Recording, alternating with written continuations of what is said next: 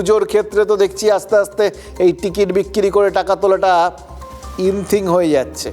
গতবার একটা ছিল, এবার আপাতত 3টে, বালিগঞ্জ কালচারাল, কেন্দুয়া শান্তিসংঘ আর দমদম পার্ক ভারত চক্রের পুজোয় টিকিট কাটলে আগাম ঠাকুর দেখার সুযোগ পাওয়া গেছে।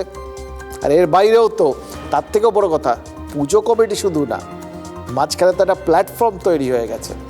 যারা এই পুজোর পাস বিক্রি করেছেন, যে পুজোর পাসে আপনি টিকিট কাটলে 24টা বারোয়ারি পুজো আগাম দেখতে পাচ্ছেন, নগদ লক্ষ্মীর বিনিময়ে তারা দুর্গা পুজোর প্রি দর্শন সেরে ফেলতে পারবেন। লাইন নেই, ঠেলাঠেলি নেই, কিচ্ছু নেই। ভিআইপি পাস জোগাড় করার জন্য ওকে ধরার দরকার নেই। পকেট থেকে আপনি টাকা খসাবেন, ব্যাস মা দুর্গার সামনে এসে দাঁড়িয়ে যাবেন। এটা কলকাতার দুর্গা পুজোয় সেই অর্থে ইনথিং, হট অ্যান্ড হ্যাপেনিং ট্রেন্ড। গত বছর একটা ছিল, টিকিট বিক্রি করেছে এবার 3টে, আর হয়তো আলাদা করে এরকম এটা সবাইকে প্রিদর্শনের সুযোগ করে দিচ্ছে পাস দিয়ে।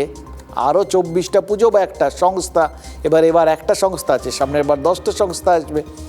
মানে আস্তে আস্তে দুর্গা পুজোর বাণিজ্যিক মডেলটাই যে বদলে যাচ্ছে, সেটা খেয়াল করছেন? মানে আসছে বছর আরও বাণিজ্য।